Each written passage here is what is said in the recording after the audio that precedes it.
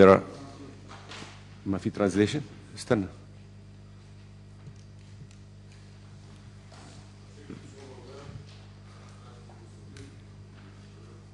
معك جهاز؟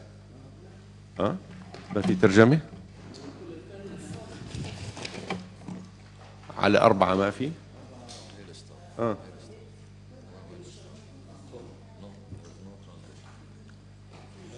Can we check the في؟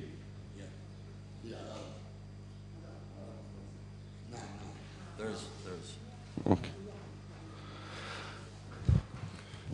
نعم. تمام. The agenda, do we have translation? Is everybody with me in language? Is everybody fine? Can everybody understand? Okay, so we proceed. Can we have the adoption of the agenda, please? There are no objections, therefore I assume the agenda has been approved. The next item on the agenda, I would like to thank all those that came to Amman on the 6th of April for the meeting. We have distributed the minutes, and with your, unless you have any comments, I would like to approve those minutes, please. There are no comments? Sir. Sir, I'm the Finnish representative. I'm just asking that, is it still possible to make changes to this, this document at this moment? So meeting or the recommendation? In this paper that we have in front of us, you have impact of refugees. Okay, there are 2 papers. You should have 2 papers in front of you. There's the minutes of meeting is 1 paper. Yes. And the second paper is the recommendations, the draft recommendations. Yeah, I'm talking about point 4 and adaptation of recommendations on. Okay, recommendations we will come to. It's on point 4 of the agenda. Thank you. Okay. Thank you, sir. No? تمام. So, تفضل جمال بيك. شكرا سعادة الرئيس. يعني يا حبذا لو نعمل تعارف قبل البداية بالجلسة نعرف من وين كل واحد من وين جاي يعني. We have a request for introduction of everybody around the table. I have no objection to that. So with your permission, we will start at the top of the table from my right. Parliamentary Ala Wali from the Egyptian Parliament. عصام عبد الله من البرلمان المصري. أحمد زيدان برلمان المصري. Santiago Fisas, Parlement européen.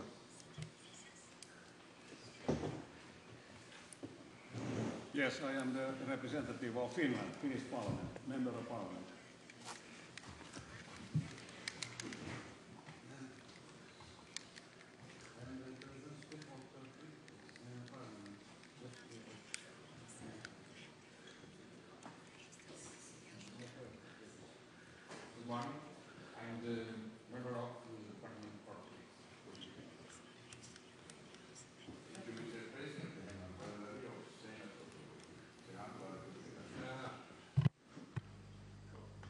Samir Murad, Senator from Jordan. من البرلمان الأردني علي الخلال من البرلمان الأردني. من الأردن محمد عياصرة. مو البرلمان الأردني. عضو مجلس الأمة سناتور. Okay, thanks. Amar Makhroufi from Algeria, Senator. I'm from the Austrian Parliament. Good morning from Cyprus Parliament. Yana Maninga from the Hungarian Parliament. I represent Sejm of the Republic of Latvia. I am a member of Parliament, Silvija Šimfa. Good morning, Paul Telichka, Vice President of the European Parliament, member of the Liberals, and I'm Czech. Thank you very much. شكرا. زينب إبراهيم من البرلمان التونسي. هديت قيا برلمان عضو برلمان التونسي. أهلا وسهلا and welcome to everybody. So we continue and go back to the agenda. We now consider that the minutes of the meeting that took place in Amman on 6 April are approved. Before we go on to the recommendations, we have a presentation. For those of you who were present in Amman, we had extensive discussions on the pollution in the Mediterranean, and Senator Dalli from Italy kindly suggested and arranged for us to have an expert on pollution in the Mediterranean so that he will give us a 15-minute presentation so we have a better understanding of the situation in the Mediterranean. Professor, please. Allow me to introduce the professor. I need to get his bio.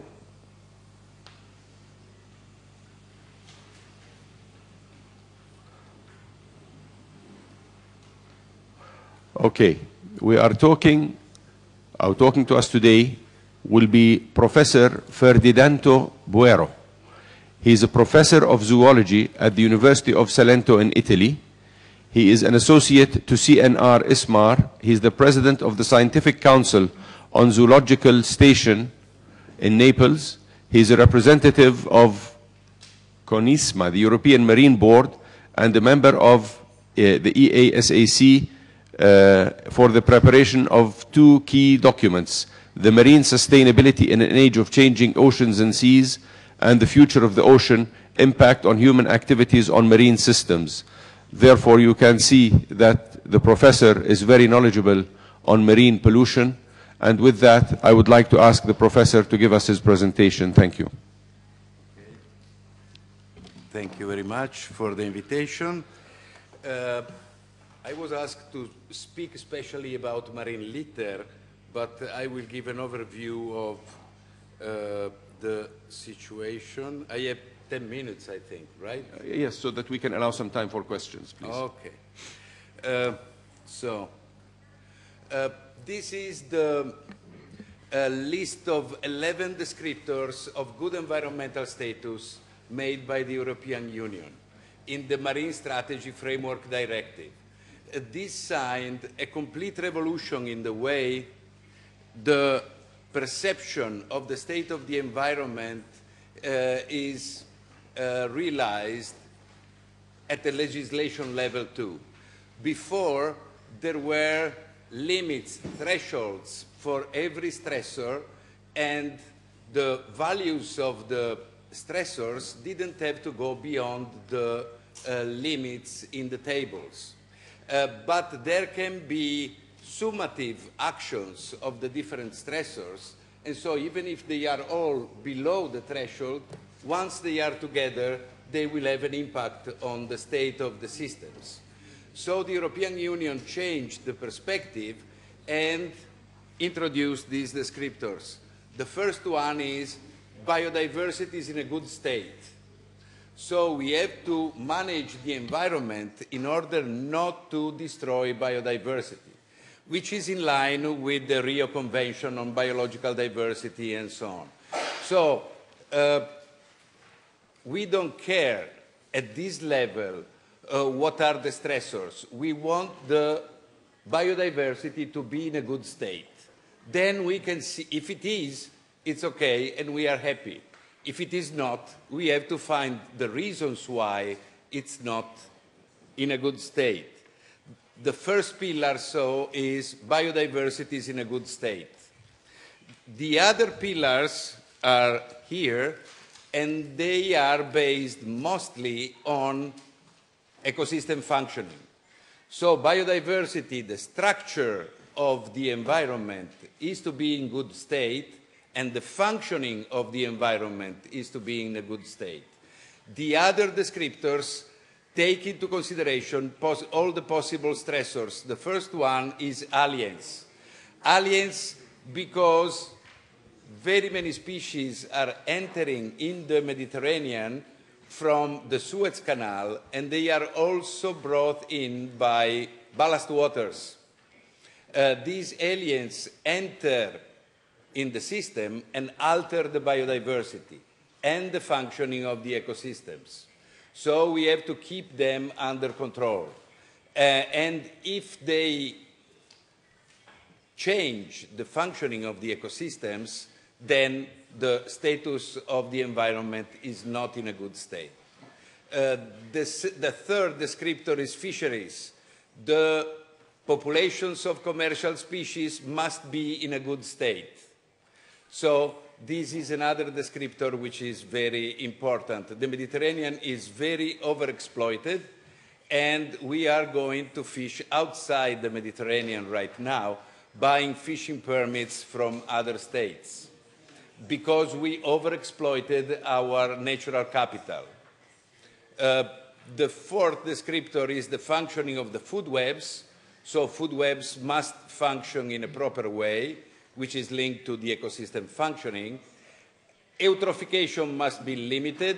We produce lots of fertilizers and we discharge them into the sea, and then there are red tides, anoxic crises, and so on. The sea bottom integrity must not interfere with the functioning of the ecosystems, neither the changes in hydrology caused by coastal development. Then there are two descriptors for contaminants, the chemical pollution, and then there is one on marine litter. Marine litter is now perceived as one of the most impacting stressors in marine systems. We are in Italy. Natta invented plastic 50 years ago. He won the Nobel Prize for that, and now the oceans are full of plastic.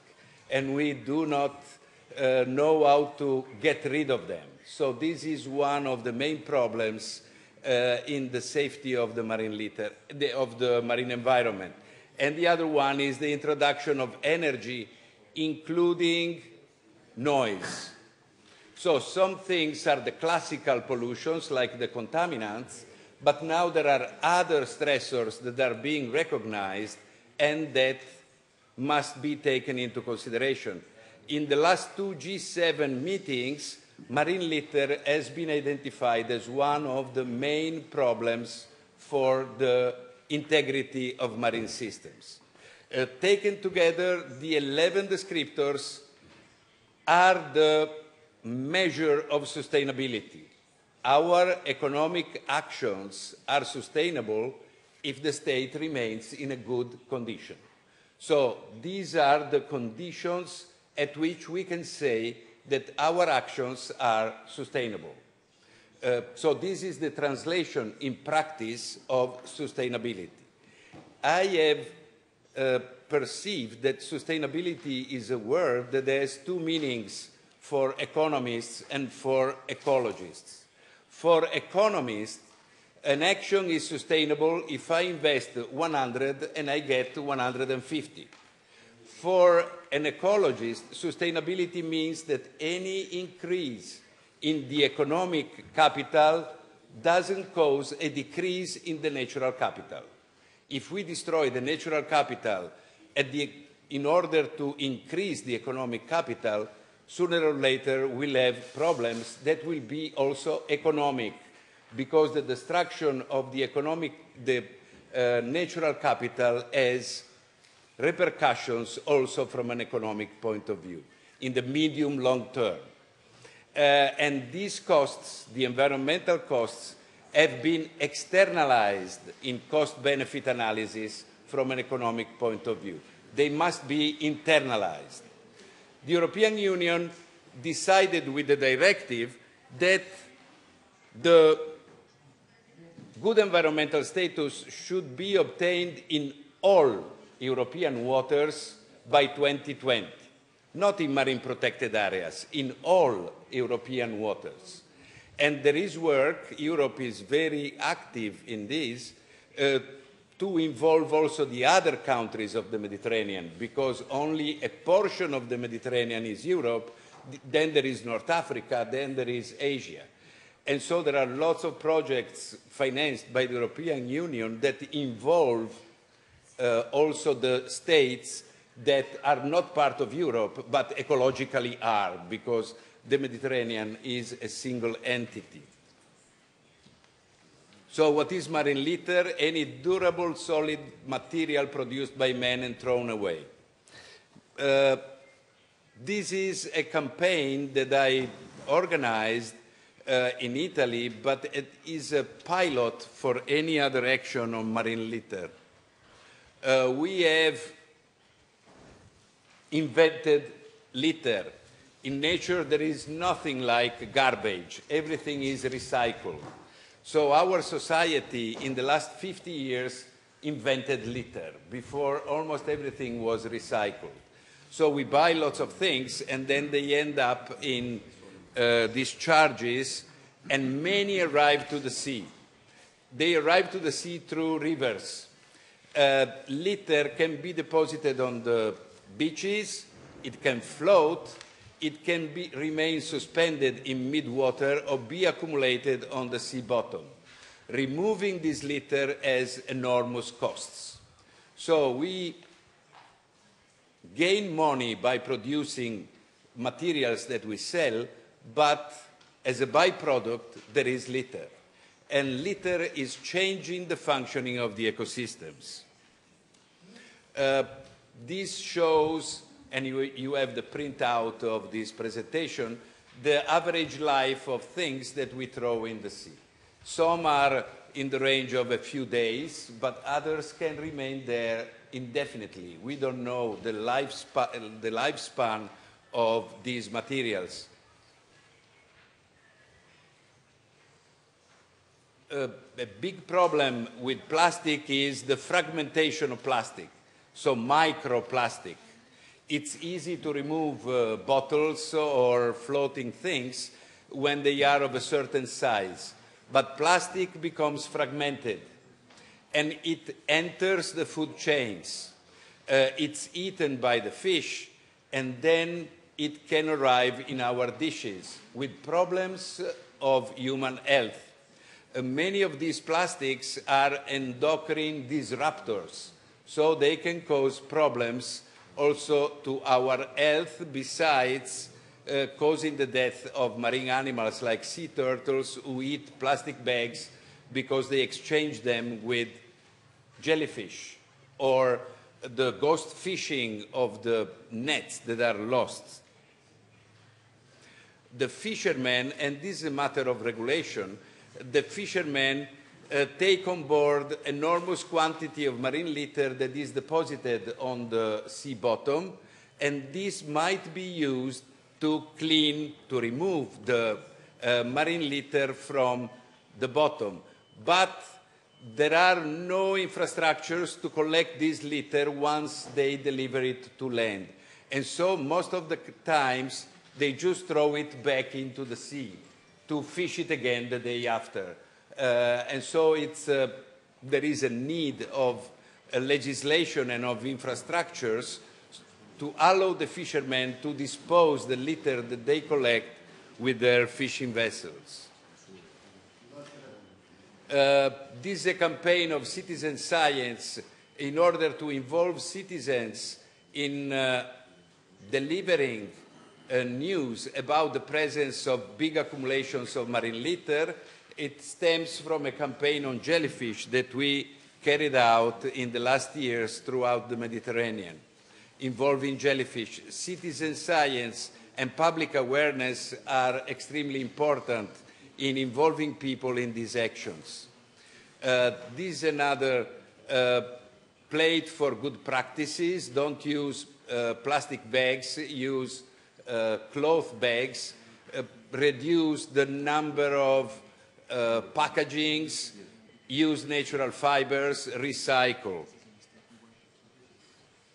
These are the currents of the Mediterranean, and these are the currents of the Adriatic.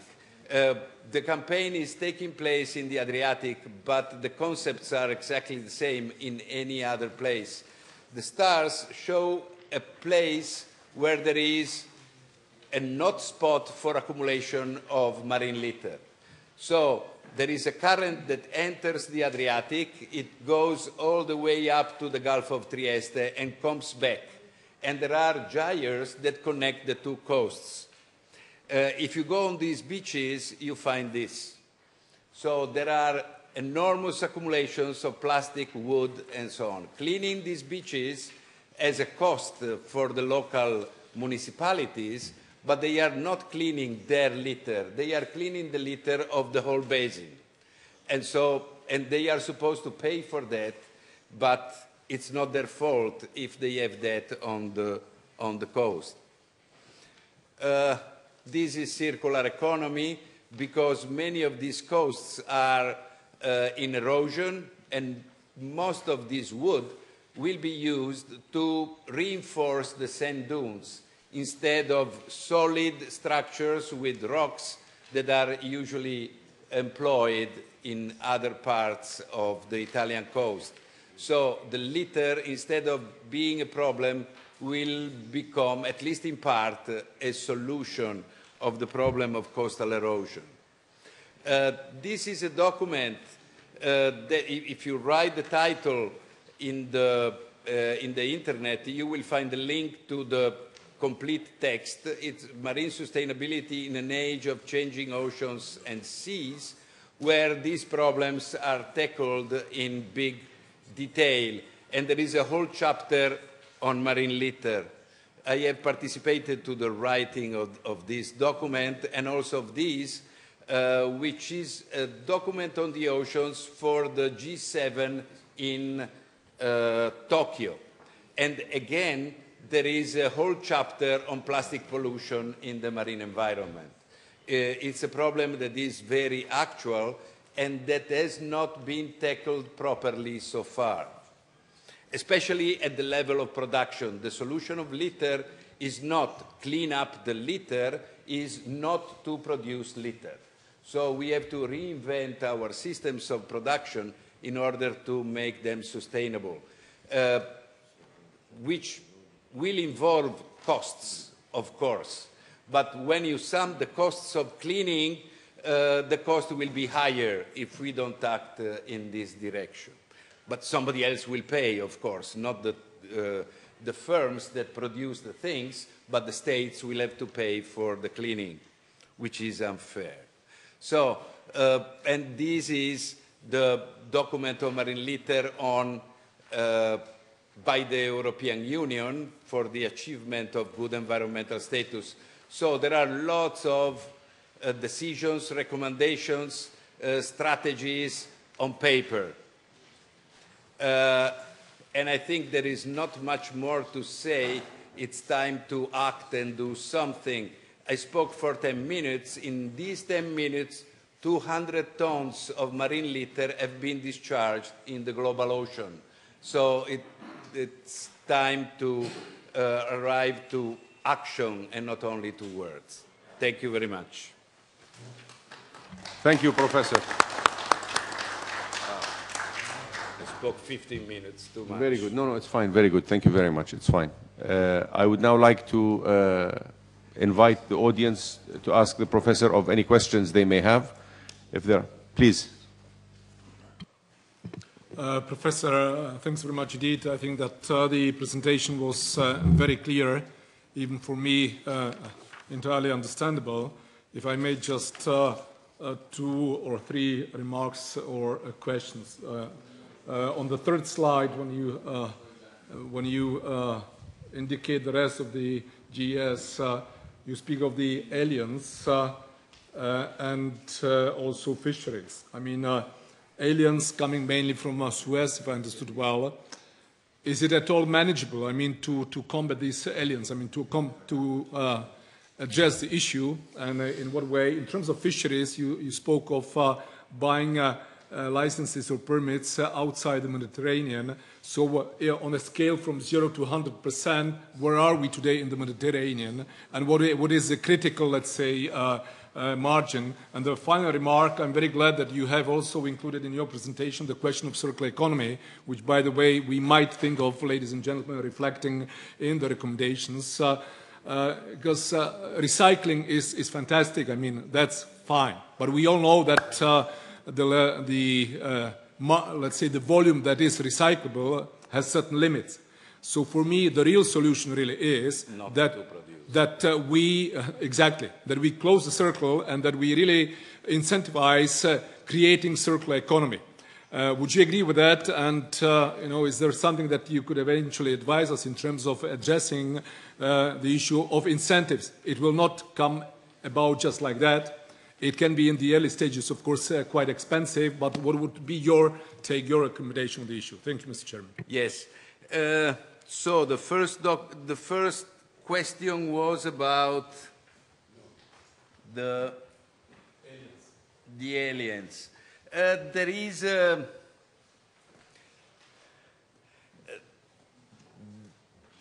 a problem because Egypt doubled the Suez Canal, and so there is an even higher injection of aliens from the Red Sea. We can see it also from another point of view, though.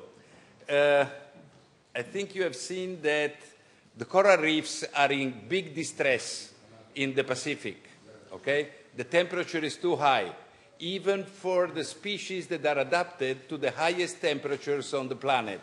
They are too high now, and the coral reefs are dying. And also the species that are associated with them. Corals don't move very quickly. They have to do it by reproduction, but other species can swim. So fish, jellyfish, crabs, algae, because they can float, they escape from that environment earlier than the corals. When they go north, because they can go north, or they have to go deeper if they want to escape heat. The Mediterranean is becoming warmer and warmer. So the conditions now in the Mediterranean are similar to the conditions that are good for them. Not very good for the species that live typically in the Mediterranean, okay, that are escaping north, going out of the Mediterranean. So these species that arrive here, are they invaders or are they refugees? What do? We eradicate them, or we say, okay, welcome.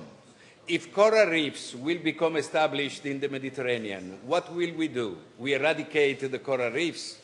So there are nice species and bad species. So the issue is not very clear yet. Since a few years ago, aliens were considered only as invaders and noxious. Now we have to think about it. In the Black Sea, ballast waters brought a tiny animal that eats plankton and larvae of the fish. The fisheries of the Black Sea were destroyed completely by this animal that arrived with the ballast waters of the oil tankers that come from the United States. These started to trigger a different way of designing ships in order to reduce the transport of aliens in the ballast waters, with lots of costs. But the cost of the collapse of fisheries in the Black Sea was very high.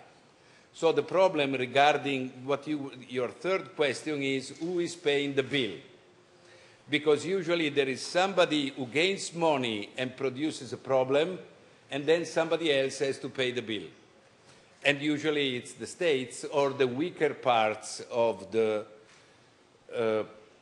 international consortium.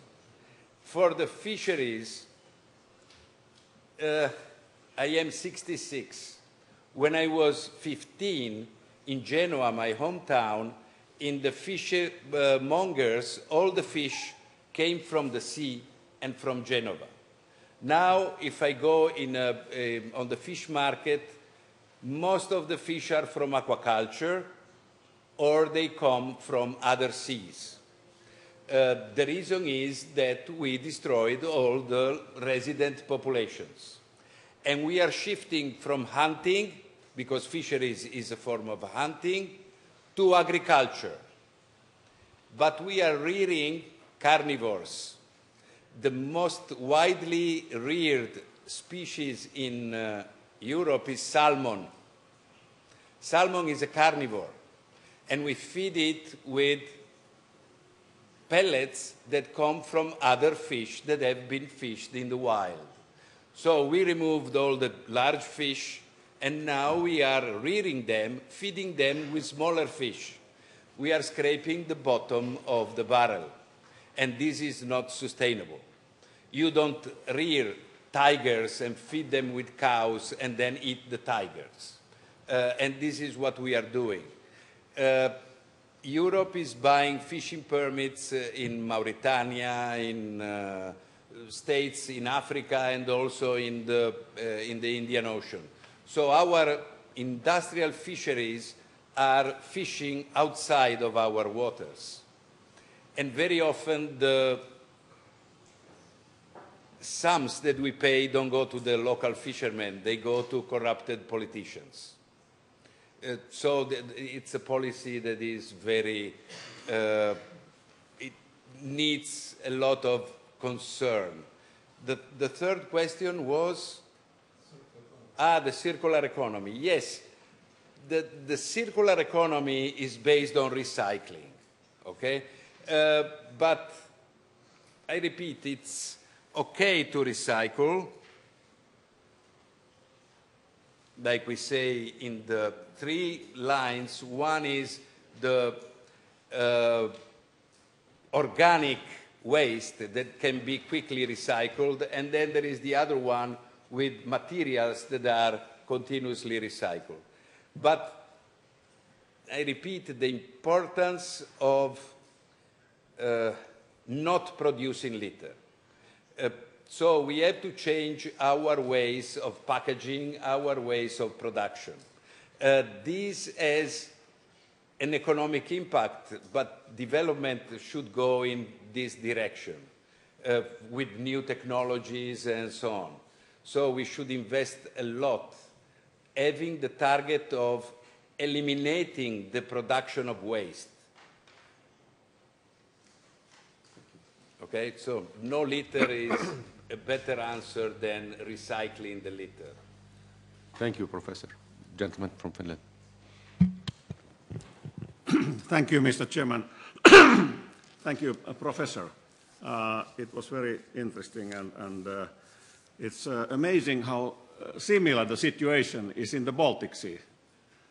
It's even worse there because it's a smaller sea, and it's a brackish water mainly. So we have exactly similar type of problems. For instance, we have already limitations in eating fish because there are too many poisons in the fish. So you can eat small fish only twice a week, not more. So this is very, very bad and very, very dangerous. The worst, of course, pollutant is agricultural fertilizers. Yes. But now I would like your opinion about the new one, which is surprising to many people. That is the medicinal products. For instance, contraception pills. and they are creating a situation where the fish cannot anymore reproduce. Yes. And I think when I was reading this, our next point, point 4, and I was reading this text, I think this was missing from here, this danger. And it should be added in this text, but this is another point. But I'm now asking your opinion about the dangers of medicinal products. Yes. It's not only anticonceptional pills, it's also antibiotics. Exactly. And they arrive through the sewage system into the sea. Absolutely. The functioning of the food webs, the third descriptor there, is based on the microbial loop. The bacteria are the main actors in making ecosystems functioning because they recycle the dead organic matter. The antibiotics are changing them genetically. So there are two problems. The use of antibiotics causes resistance in the pathogenous microbes, but also changes the genetics of the microbes that are useful for us, for the functioning of the ecosystems. Antibiotics are very much used also in aquaculture. So enormous quantities of antibiotics are discharged in the cages of marine aquaculture. And then there are all the other things. These falls into contaminants. And there are two descriptors of contaminants. And contaminants can be of any kind, so also the one you are talking about. And one is contaminants don't have to interfere with the functioning of the food webs. The other one is seafood must be safe. So if we eat something that arrives to our dish, it has to be safe. So the issue is considered in the descriptors of good environmental status. Okay? And there are even two descriptors. It might be just one. And we've got contaminants in the food webs then arrive in our dish anyway. So this is considered. The fact that it is considered is not that it has been solved. So we have to work in order to solve it. But again, we must use things that are biodegradable. The antibiotics should lose their efficacy after a while. We use, for the commercialization of these drugs, the prescription that they do not have a negative impact on our health, but not in the health of the ecosystems.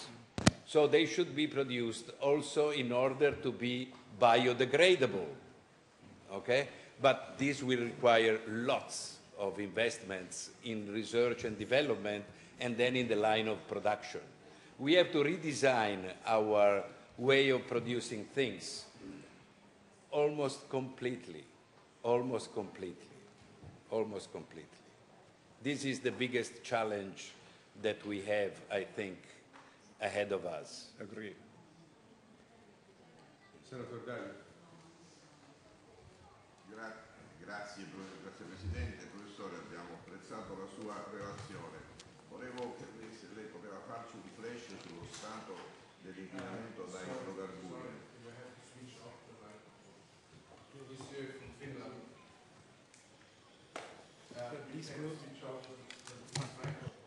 Ecco, grazie. Thank you.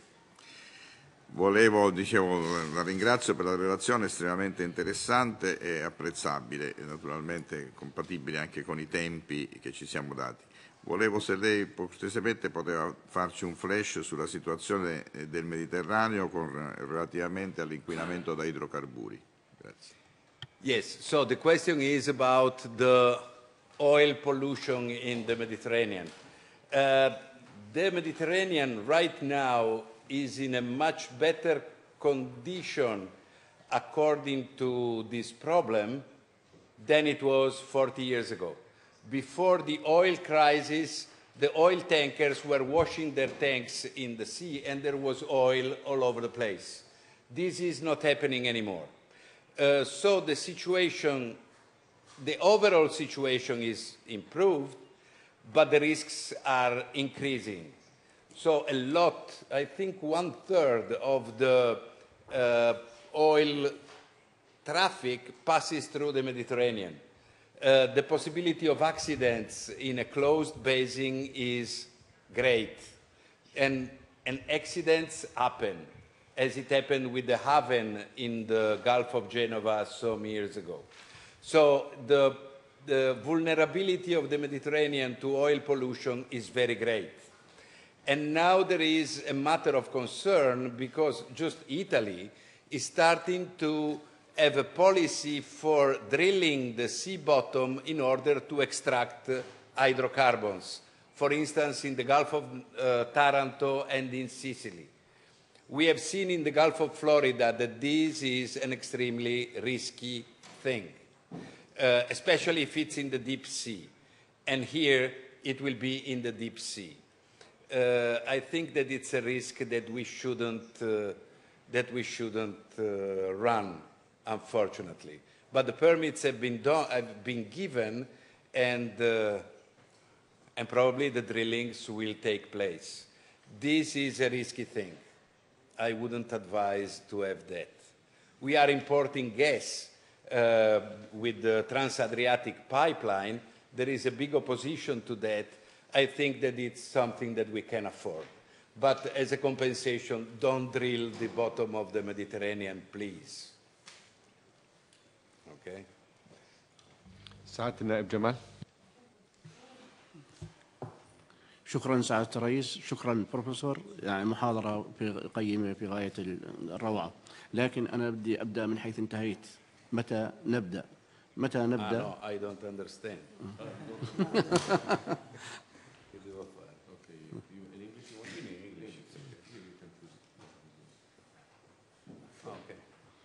أوكي. يعني أشكرك مرة ثانية، لكن يعني بدي أبدأ من حيث أنت انتهيت، أن المشكلة كبيرة، فمتى نبدأ؟ متى نبدأ؟ والدول الصناعية السبع التي تحدثت عنها هي من تلوث البيئة في واقع الحال، لأنه هي تملك هذه المسائل جميعها، وهي قادرة على، وهي التي تلوث البيئة، وأعتقد أنها لا تعمل من أجل الحفاظ على هذه البيئة ومن أجل المساهمة في تنظيف هذه البيئة. ثم أريد أن أسأل عن الوضع الحقيقي لمنطقة المتوسط. نسمع أن هناك تلوث بيئي، لكن هل هذا التلوث خطير لدرجة أنه إحنا لا نستطيع يعني إلا وقف هذه المسألة وعدم الاستمرار في قضية التلوث البيئي؟ وكيف يمكن قياس مجموعة المداميك اللي تفضلت أنت عنها، هي المدخلات إلى المتوسط ومصادر الأسماك والغذاء وشبكات الغذاء المختلفة والتغيرات الكيميائية، وهي باعتقادي مهمة جدا لأنها تغير في البنية الكيميائية لمنطقة المتوسط. أشكرك.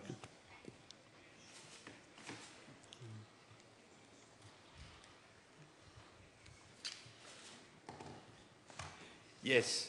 The rich states are telling to the states that are not as rich as them that they have to take care of their environment. The answer is you destroyed your environment and became rich, and now you are asking us not to do it. So, of course, the main responsibility is of those who use the natural capital the most.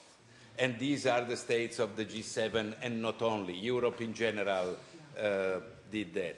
So there are actions in this direction, but usually they are documents that are signed by some officials.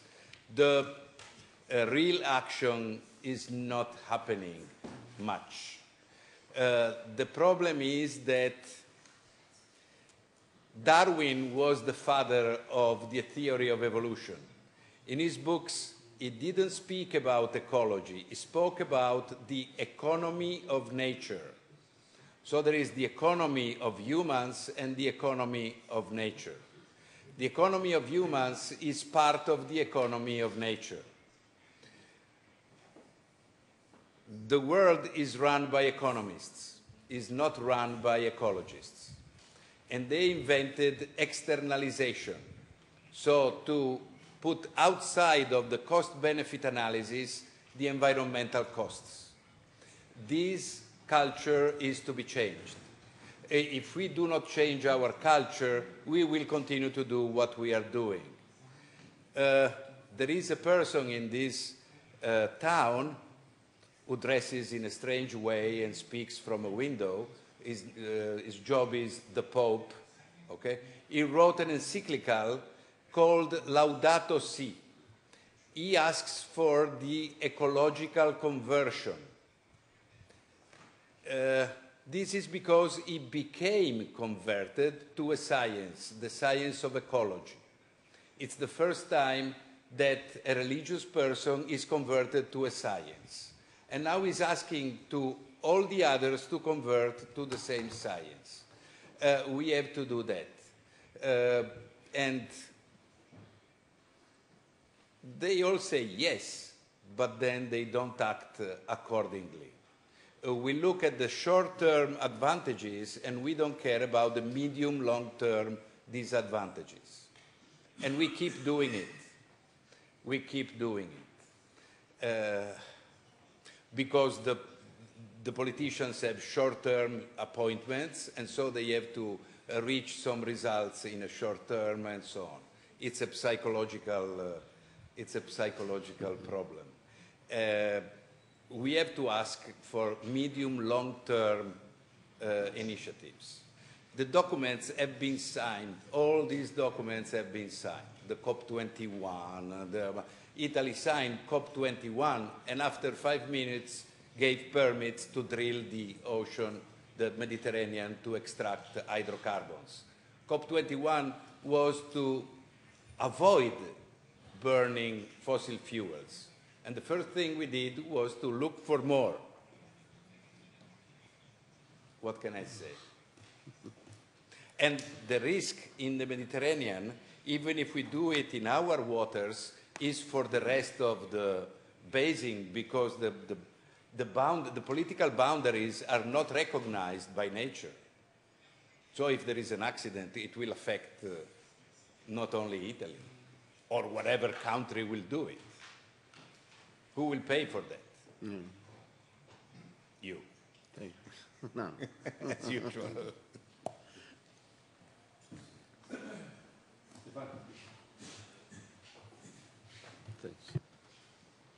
Thank you very much. I can underline what you said, because we worked a lot in this field, and there is from Bruno Dumontet in France. He made a cartography of the waste of the seabed in the Mediterranean. And from Tunisia, Italy, till Gibraltar, 1/3 of the seabed is covered by plastic bag. Yeah. And this is one reason why the European Union decided by the law to ban step by step the plastic bag. So at the moment in a supermarket in Europe, you should not give a plastic bag without cost. But that is only the first step. At the end, for the Mediterranean, we have to ban the plastic bag totally. I have been last weekend in Tunisia, and I saw so many plastic on the streets everywhere, and at the end it comes in the Mediterranean Sea. It's what is on the street, it comes at the end in the sea. And you spoke, and the fishes, the less fishes we have, are feeding plastic plankton. Yeah. And we are eating fish which was fed by plastic plankton, have a good appetite. Yeah? But this is not only one problem. The second is the infertility of these fishes. When they are feeding plastic plankton, the fish stock goes down. And on the other hand, we have the overfishing. Yeah? The last one are overfished. So there are a lot of things to do. And I want to remember the committee that we founded, the initiative Let's Do It Mediterranean. And only in the last year, 140,000 volunteers participated around the Mediterranean. For example, 20,000 students in Egypt to collect the waste from the beaches from everywhere. What we need by the states, that what the volunteers are collecting, that there is a system to bring them in the recycle. Only one word to the aliens. We have two types of aliens, for the plants and for the animals. Yes. And that both are in the same way dangerous. And the last, what you said, exploration for gas and oil drilling. This is really absolute a criminal act by nature, because, and we should really think about that. If you have a problem like in the Mexican Gulf, in 3 months the water recovers. But for the Mediterranean, you need 80 years to recover. 80 years, 80. Huh? And so for all those projects, if they are in Italy, in Cyprus, in Lebanon, in Turkey, take away the fingers of that, because that all who are doing that are playing with our future. Well, we are saying exactly the same things. Unfortunately, it's a problem of culture. We had a referendum in Italy on drilling. People didn't go to vote, and the quorum was not reached. And this was taken as an indication that we were favorable to drilling the bottom of the sea and continue to do it. So the first thing is to convince the people. Another problem is ocean literacy, not literacy, okay? The Ecological Society of the United States 20 years ago decided to invest in convincing politicians about the importance of ecological problems. They were very successful. They convinced Al Gore.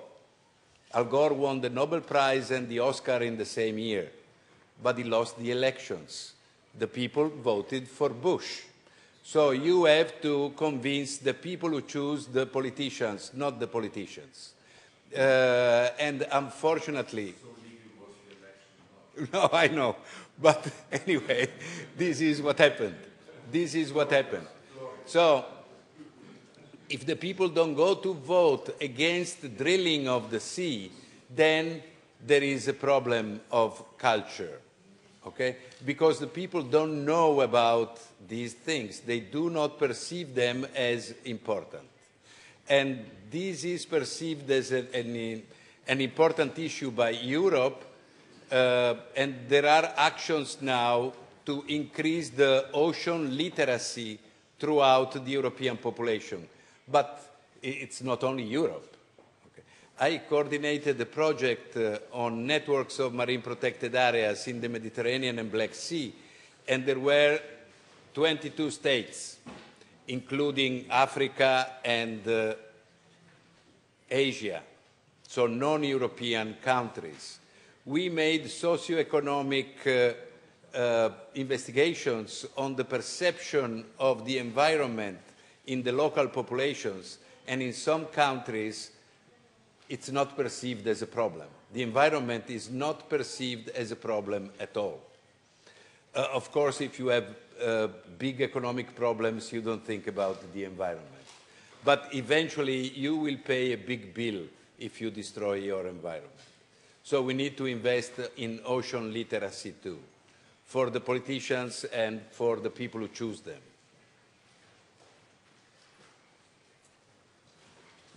Thank you, Professor. Any other comments? Any other questions?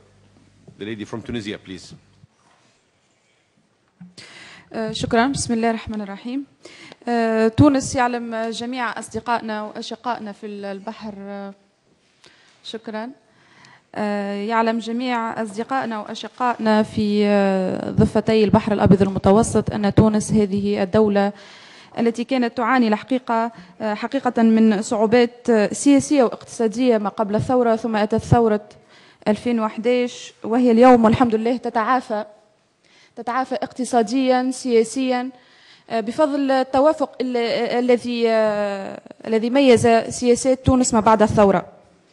ولكن هذه الدولة الصغيرة في المساحة والكبيرة في التاريخ والتي عانت كما قلت صعوبات اقتصادية كبيرة، مؤخرا تم إصدار قانون يجبر عدم استعمال الأكياس البلاستيكية في مساحاتنا التجارية الكبرى وفي أغلب إن لم نقل كل المؤسسات التجارية، إيمانا بأن الثورة الحقيقية هي ثورة بيئية كذلك، ليست فقط ثورة على المستوى السياسي.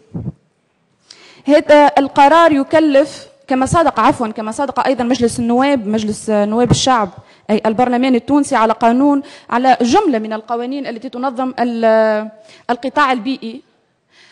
كل هذه الإصلاحات قد تكلف تونس اقتصاديا، تكلف كذلك الاقتصاديين في البلاد، باعتبار أنه هناك مؤسسات تنشط في هذا القطاع، قطاع الأكياس البلاستيكية وغيره. كذلك تكلف المواطن، لأن بمقتضى هذا القانون على المواطن أن يقتني، أن يصرف المال ليشتري بديل لهذه الأكياس البلاستيكية بما يعينه على قضاء الحاجيات اليومية. هذا ما سيكلف تونس اقتصاديا وما معناها في المؤسسات الاقتصادية، وما سيكلف المواطن كذلك التونسي. كان خيارنا، ولكن ما خيار الدول الكبرى في هذا؟ تونس التي تنتظر مساعدة الجميع لما تقدمه من صورة إيجابية عن الخيار الديمقراطي في الدول العربية وفي دول جنوب المتوسط، ولكن ليست تونس التي تنقل النفط عبر السفن، ليست تونس التي تنقب عن النفط في البحر. هذا ما قامت به تونس كمجهود بسيط من دولة تعيش صعوبات، ولكن ماذا قدمت الدول الكبيرة باقتصادها الكبير؟ وشكرا.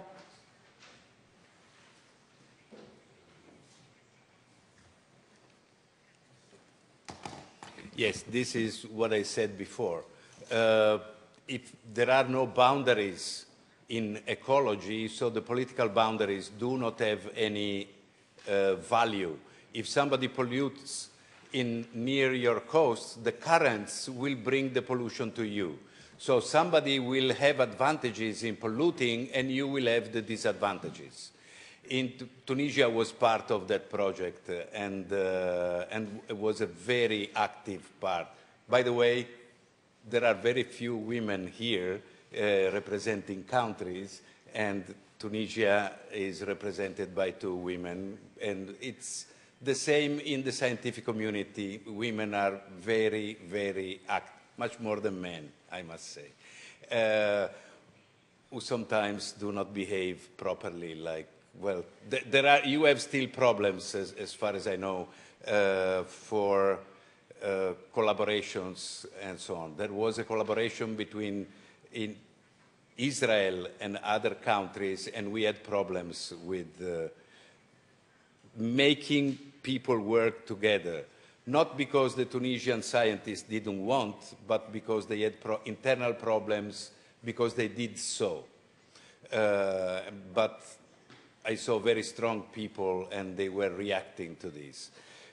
So it is in Tunisia, there is also a museum on marine litter, because there is a person who walks on the beach for 5 kilometers every day and collects all the things that arrive to your beaches, and they are on display in his museum on marine litter.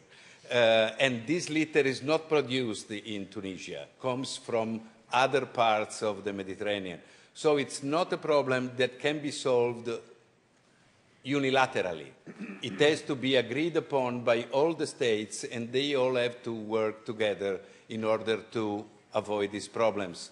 If you do it and the others don't, you will have lower income and you will pay the consequences of the other countries. And this is unfair. So these meetings should serve just for this.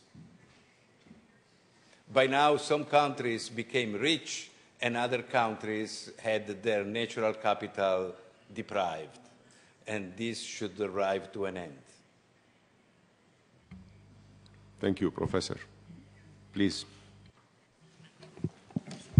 شكرا سيادة الرئيس. تحياتي طبعا للبروفيسور أحمد زيدان من البرلمان المصري. يمكن في البداية طبعا أنا يمكن بشيد بشكل جيد جدا للبرزنتيشن النهارده اللي تمت بخصوص البيئة وأهمية المحافظة على البيئة وإحداث التوازن البيئي، لأن الثقافة دي مش موجودة على مستوى العالم كله، وليس فقط ما بين دول البحر المتوسط، ولكن يمكن هتكلم على مقترحين. المقترح الأول هو كيفية وضع رؤية موحدة لكيفية الاستفادة من NGOs Non-Governmental Organization في أنها تتعامل مع الأفكار والخطط اللي بتسعى للحفاظ على التوازن البيئي. يمكن يكون إحدى الأفكار خارج الصندوق، ولكن طبعا بتكلم على فكرة الاستثمار كمان في الطاقة لدعم الاقتصاديات الوطنية. الأمر لو تحول إن احنا اهتمينا بمسألة إن احنا إعادة التدوير وإحداث التوازن البيئي من أجل دعم الاقتصاديات الوطنية للدول المهتمية بهذا المجال، أعتقد هيكون كافة الدول انترستد جدا للمسألة دي وأنها تتعامل معها بشكل فورمال. دي النقطة الأولى. النقطة الثانية يمكن طبعا بتفق مع البروفيسور ان المسألة كلها تندرج تحت مصطلح الثقافة، ولن يتم إحداث تثقيف بيئي بشكل كبير جدا داخل كافة دول العالم وداخل دول الاتحاد من أجل المتوسط إلا من خلال وضعها كمصطلح موازي للتنمية المستدامة. أعتقد أن فكرة الربط ما بين الثقافة الدائمة أو الثقافة المستدامة وربطها بالتنمية المستدامة، أعتقد أن يكون هناك تشجيع من جانب القيادات السياسية، من جانب NGOs، من جانب كافة المهتمين بهذه القضية، وبالتالي هنقدر نوصل للنتيجة اللي احنا عايزينها، وهي نحو بيئة نظيفة، نحو وعي متكامل يسعى إلى الحفاظ على الثقافة البيئية. شكرا.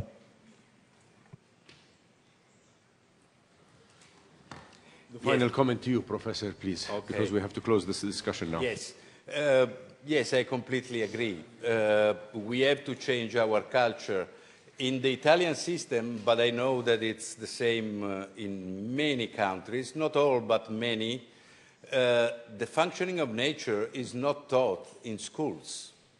So our organization, Mare Vivo, organized lectures in schools in order to supplement this lack of knowledge. They learn poems and equations, but they don't know how an ecosystem works.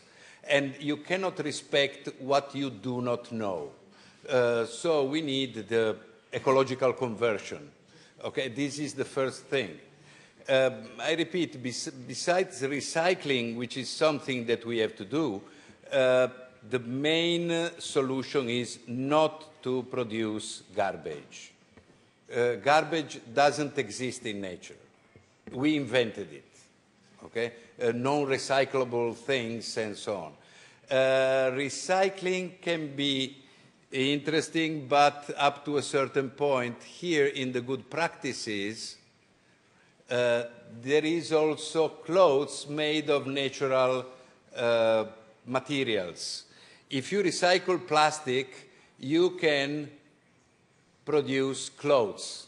You can see it in the second arrow there. But when you wash them, they liberate microplastics that go into the rivers and then go to the sea, and they do the things that can be endocrine disruptors and so on. So even recycling can be dangerous. We have to stop to use certain materials, and we have to avoid the production of litter. But the most important thing is culture. So these things should be taught in schools, and they are not. So the programs should be changed. The programs should be changed. I'm sorry, but now they are not proper for solving these problems.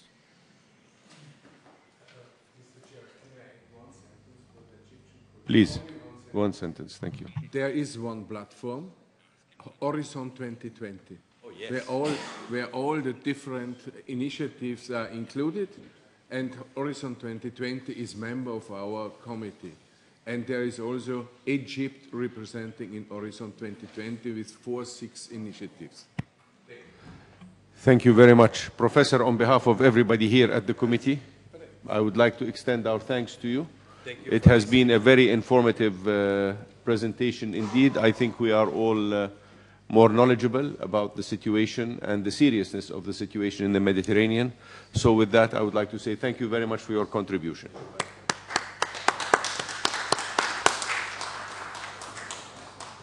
Okay, I would now like to move on to item 4 of the agenda, which is in relation to the recommendations. Now, before we proceed to discussing the amendments and the recommendations, I would like to share with you that the document that was originally distributed on the 4th of May, which you have in front of you, there have been some linguistic improvements to it. No introduction of amendments, just some language corrections and some numbering sequences. With your permission, I would like your approval, if you don't mind, to give you that document, and we will use that document as the basis of our amendments. We've also taken the liberty of reflecting the numbers within the amendment documents that you have submitted on the amendments. I would like to give them to you, and I would like to suggest perhaps a 10-minute recess for you to have a look at this document, and then if you approve the use of this document, we can continue with this document. Are we in agreement?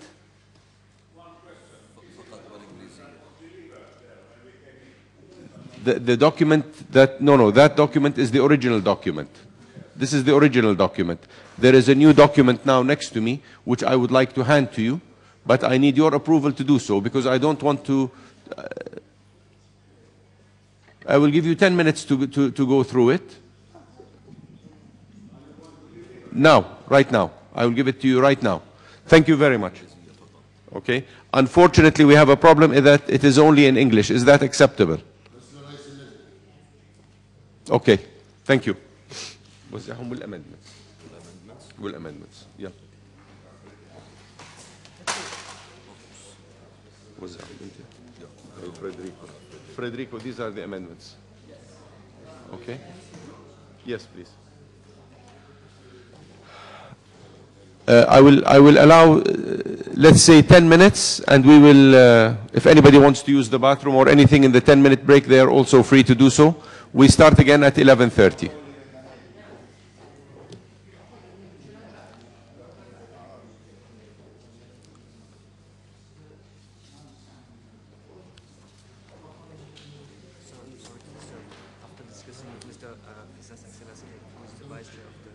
Yes.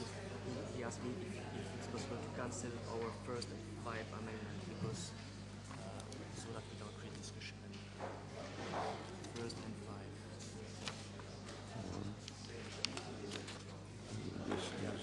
This one. Thank you very much.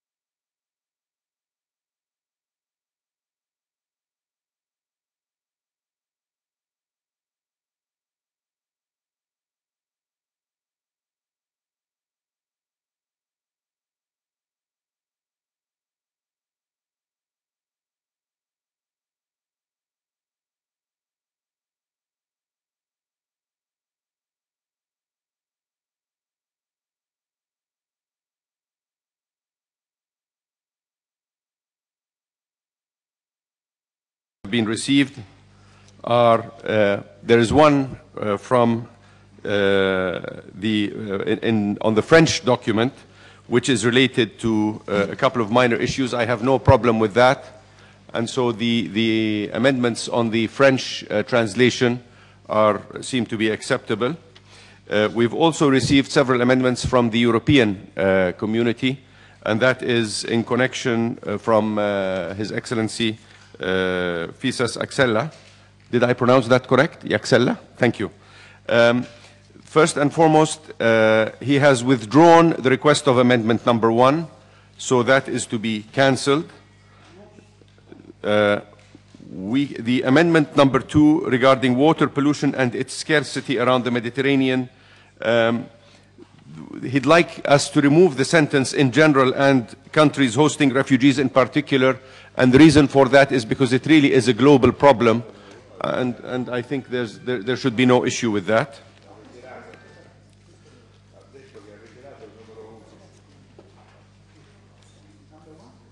Number 1 was removed. Was withdrawn by the okay. We are now on number 2 is we accept the amendment. Number 3, the proposal is to use the term agenda instead of timetable of priorities. I think I don't have a problem. Yani both words are fine with me, so I'm comfortable to keep the amendment. And I think it's a small mistake also. At the same time, they say harbor great potential. I think it's half great potential. It's a word here, harbor, but I think that is just a mistake of, it's a mistake of writing. Yes. It should be half. Yes, I agree with this. Yeah, not harbor. Yes, I agree.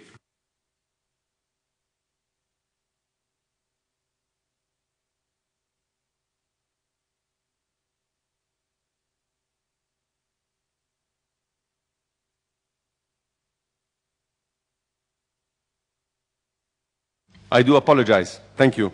Amendment number 4 is acceptable. Amendment number 5 has been withdrawn by His Excellency. Amendment number 6, I have had a discussion, and the amendment as presented we cannot accept. However, if we go back to the original text, His Excellency accepts that if we go down to the particularly in protected marine, we have said marine and coastal areas. I think if we remove the word and, the Europeans are comfortable with it. So we would like to remove the word and I see no problem with that it does become protected marine areas. Number 7, we have no issues with that. With that, I think we have a consensus on the amendments submitted by our friends from Europe and from everybody else. Stefan, of course, your amendments are incorporated, of course. And does anybody have anything else they would like to add? The gentleman from Finland. Mr. Chairman, with all respect, I'm asking you that although I didn't have any official amendment. Microphone, please. Mr. Chairman, with all respect, although I didn't have any official amendment made beforehand, yes. I'm asking you whether that point that I made in the discussion during the professor's presence could be added here, because it would be a valuable added to this text, and that would be in the number 1. In the number 1? Yes. Yes. And that would be where we are talking in the point B. We are talking about freshwater courses emptying into the sea, laden with chemical. I would add there medicinal and antibiotic and bacterial, so that the 2 words added, medicinal and antibiotic, because that is so valuable addition to this text that, as the professor said, it's very dangerous with these substances.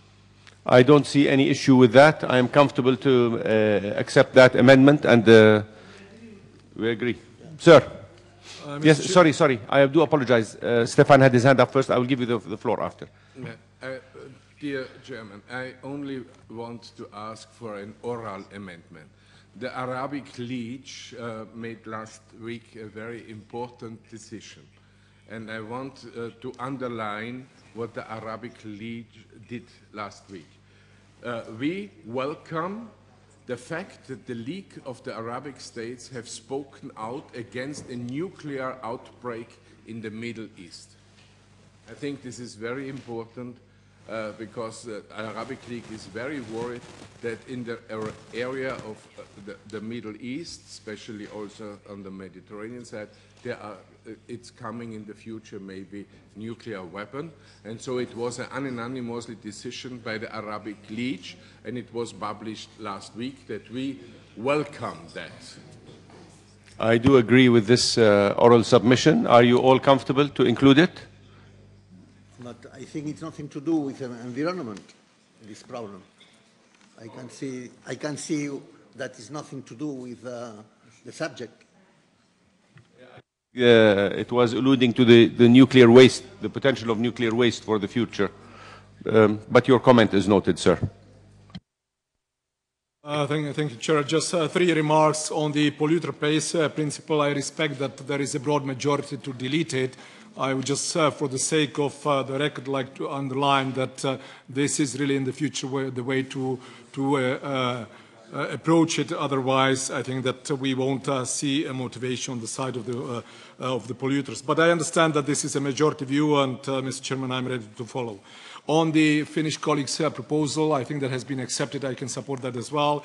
On the nuclear waste, I do have a difficulty with that because, first of all, it is now oral at this moment. I didn't have the opportunity to get acquainted with the exact wording, so I have difficulties in agreeing to something that I have not seen in wording, one. And secondly, I'm not sure that it is, in this context currently, in terms of substance, fits entirely. So I would propose not to include it at the moment. It is an issue that we can come back to maybe next time and take that on board, but it is difficult for me really, without more concrete knowledge, to accept it. Thank you for your comments. I accept what you have said, and I think our kind previous chairman is happy to accept that also.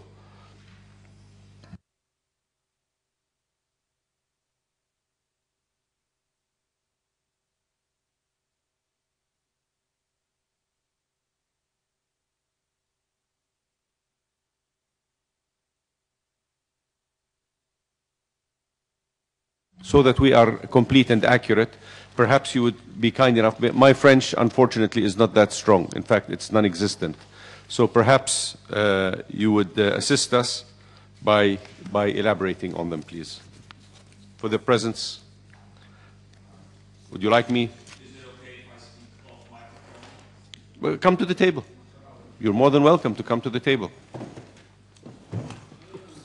Thank you, and forgive me, this is just in the absence of Mr. Cozzolino from the European Parliament, just to make sure that both his original amendments, as tabled indeed in French, Amendment 1 and Amendment 5, they were both accepted and added to the text, yes? Yes, for the convenience of everybody present, can you please just tell us the first amendment in English, what does it refer to? Oh, this is a modification of the title. Correct. Of the report, making it more complete, as we believe. And the amendment number 5, if you will, it adds to paragraph 5, adding the words in bold in your text, which in English would be, and the desalinization of water, while keeping or preserving its public goods and general interest nature of the water being yes, it's clear to me. For me, I have no problem in accepting both amendments. Thank you very much. Okay. So with that, I am pleased to say that we now have a consensus on the recommendations. I will kindly ask the committee secretary, together with our friend from the European Parliament and Francesco from Senator Dalli's office, who's been very helpful in drafting the document, to incorporate all these amendments into the final document.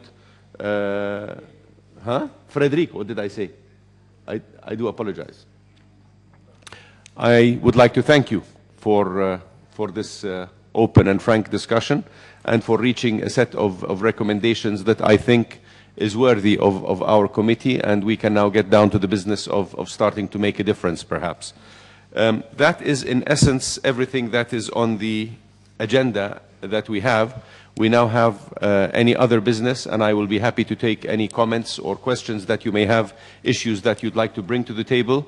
And I would like, with your permission, also to perhaps set the date and location of our next meeting. Je vais parler en français. Merci, Monsieur le Président. Donc, simplement, je voulais tout d'abord m'excuser que je ne peux pas être en Jordanie un membre pour la commission, la dernière commission, mais on a un problème parce que pas seulement cette commission, d'autres commissions, c'était les mêmes jours qu'on avait la séance plénière du Parlement européen. Alors, c'est évident que si on a une séance plénière au Parlement européen, notre premier devoir, c'est d'être là pour voter au Parlement européen. Alors, j'aimerais bien simplement, bon, quand même, aujourd'hui, ce matin, dans la commission de règlement, on a proposé que ce soit les présidents, les vice-présidents qui puissent convoquer les différentes réunions pour se mettre d'accord dans des dates qui soient, disons, convenables pour tout le monde. Alors, je comprends bien que tout le monde a ses obligations, c'est difficile de faire un agenda commun pour tout le monde, mais pour le Parlement européen, au moins, disons, si les réunions sont pendant la saison à Strasbourg, c'est vraiment impossible d'y aller.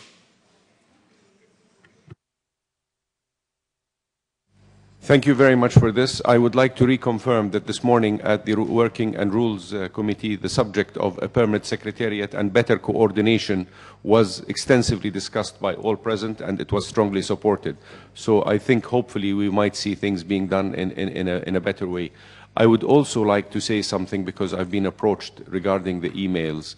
I think we have an issue on the database, and I discussed this also this morning, that over time the database of emails has become cluttered with unnecessary emails, and that is why this morning we have circulated a document to try, and we want to build up our actual database of official emails so that when we communicate with this official email we know that the information is getting through. Unfortunately, a lot of the emails that we have are personal emails of people that have since left, and so we're sending information to people that have no relevance to our committee, and some people from our committee are not receiving what they should be receiving. So we will be working extensively over the next month or so to try and debug the database and establish a correct email list of exactly our members and their supporting staff and their official emails. So we urge your cooperation and understanding. If this question is repeated several times, we urge your cooperation. Thank you.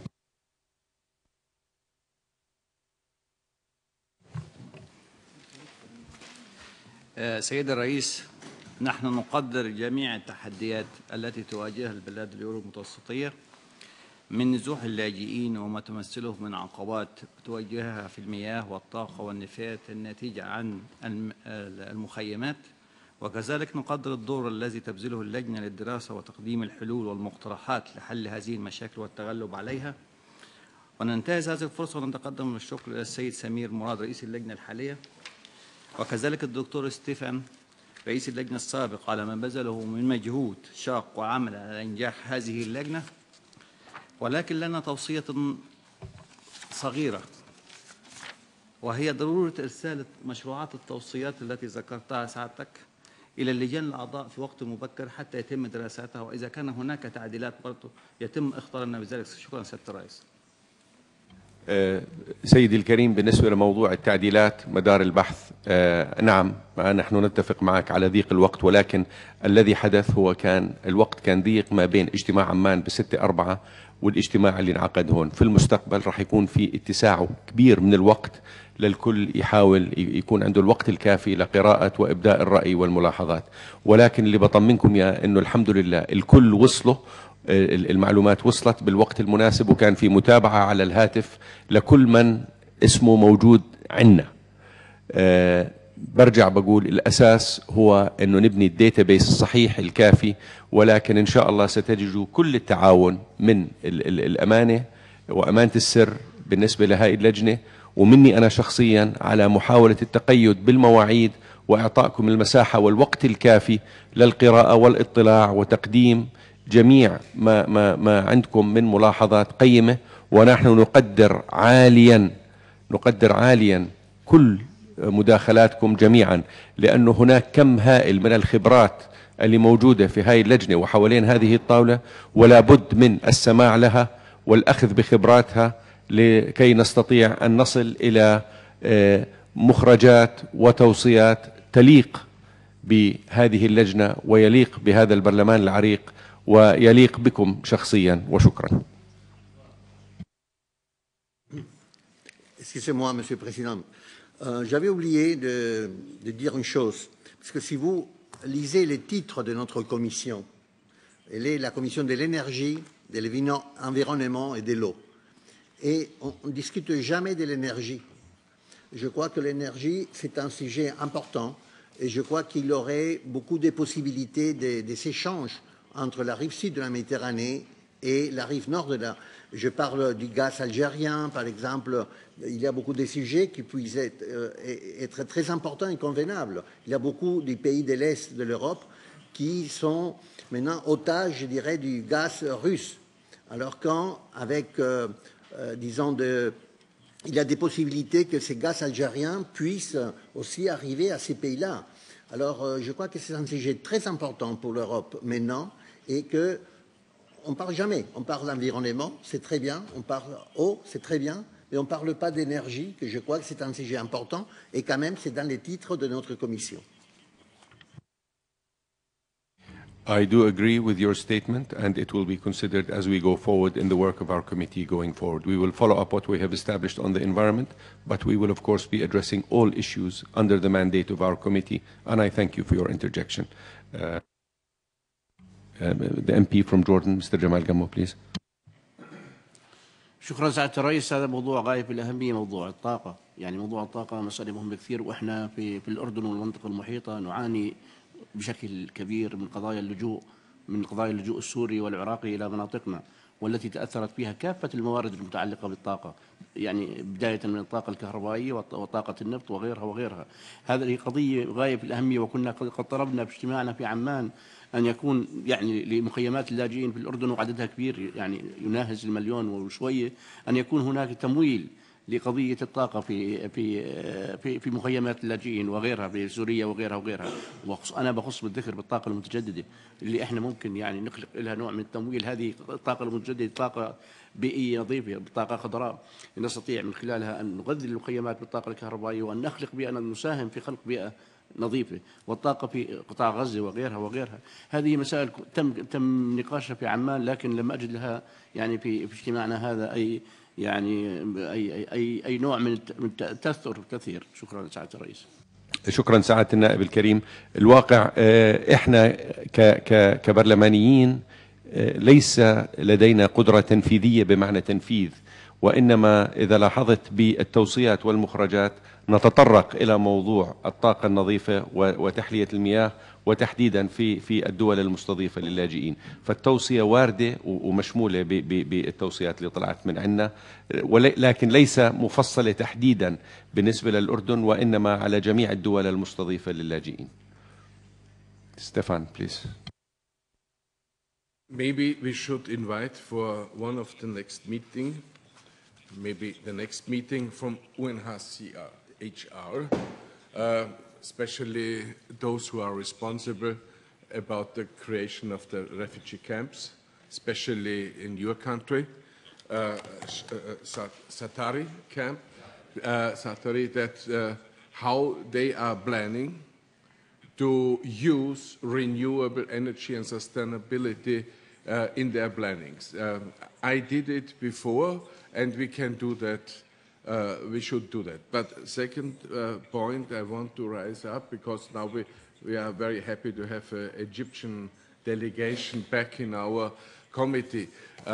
When after the fact-finding mission of this committee in Jordan Valley, we planned to come to the Nile Delta in Egypt, because the problem is that this is by 200 till 300 kilometers over-salted. And there are some studies from the Arabic University, from the university from your country, 2 of them. And I participated by the minister meeting of the Arabic states, where that was raised up as one of the very high-level problems, because you have to replace 8 million people because the agriculture fall completely down in this area by oversalting. And we planned from this committee in the past to go there, to make a fact-finding visit, to make some proposals to UFM in Barcelona and to the convention. Then you know what's happened. It was unsecure. We could not come. But maybe our chairman can make this proposal that we do this fact-finding mission. And the second, Mr. President, we had a very good result of the Jordan Valley. And we should do something with that, because it was the battle of the battle, with Israel especially. And Israel agreed into this paper. So we have to do something, and we have to make pressure. I would like to thank you for your strong support of Jordan. It is highly appreciated. Before I continue to comment more, the gentleman from Jordan and then from Egypt. أود أن أشكر السيد ستيفان على مساندته للأردن. هذه مسألة غاية في الأهمية، وكان دائما مساند في هذه الفترة، وتحديدا يعني موضوع اللاجئين يجب النظر له كمشكلة يعني عالمية. هاي المسألة وهي يعني مشكلة اللاجئين ضغطت بشكل كبير على الموارد لكل الدول المحيطة فيها، لأنه يعني اللجوء مفاجئ وبالتالي غير مخطط له مسبقا، فضغط على السكان وضغط على الصحة وضغط على البيئة وضغط على كل شيء. فلازم أشكر السيد ستيفان على موضوع الاهتمام بموضوع الأردن، لأنه يعاني معاناة شديدة بهذه المسألة، وأشكر سعادة الرئيس. وأنا بدوري أثني على هذا الشكر للسيد ستيفان، وبحب أذكركم السيد ستيفان عنده جنسية أردنية فخرية تقريبا قد ما قضى وقت في الأردن. بالنسبة للدكتور ستيفان، بالنسبة لدلتا النيل، نحن محقين مع حضرتك فيما قلته، ولكن نزف لك بشرى أن هناك فعلا على أرض الواقع يتم حاليا حل هذه المشكلة، وكانت المشكلة في تدبير المالي وتم مع البنك الدولي ذلك، وحاليا بيحل هذه المشكلة. شكرا. Do I have any other comments? Would anybody like to share with us anything under any order of business? Thank you very much. The last order of business for the day is the time and date of our next meeting. I think it will have to be after the summer sometime. So do we have anybody who would like to host our committee? Anybody interested? Or shall you leave it for me to discuss with the various members? Okay, if we have no volunteers, then I will volunteer somebody by choice. With that concludes the proceedings of our meetings. Thank you very much. I will make sure that you all receive the final set of recommendations as amended by our discussions this morning within the next day or two, hopefully before the close of business hours today, hopefully, if the time of our staff can do so. And thank you very much, and I do look forward to seeing you in our next meeting. 1 second, please. For sure. Now, although we can't see them, but I would like to extend a thank you to the people at the end of this microphone who are conducting all the translations. So on your behalf, I would like to also extend a thank you to the interpreters. I would also like to extend our thanks to the Italian House of Deputies for their hospitality while we've been here, and to the Italian government for being such a gracious and honorable host of our committee. Thank you very much, and I wish you continued luck and success over the next couple of days in your meetings as you go forward. Thank you.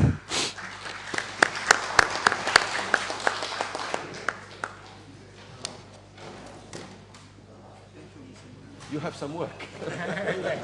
No problem. But you have the amendment that we agreed upon? So amendment 6, just the letter L. Yes, perfect. Okay. Yes. How soon can you do? Yes.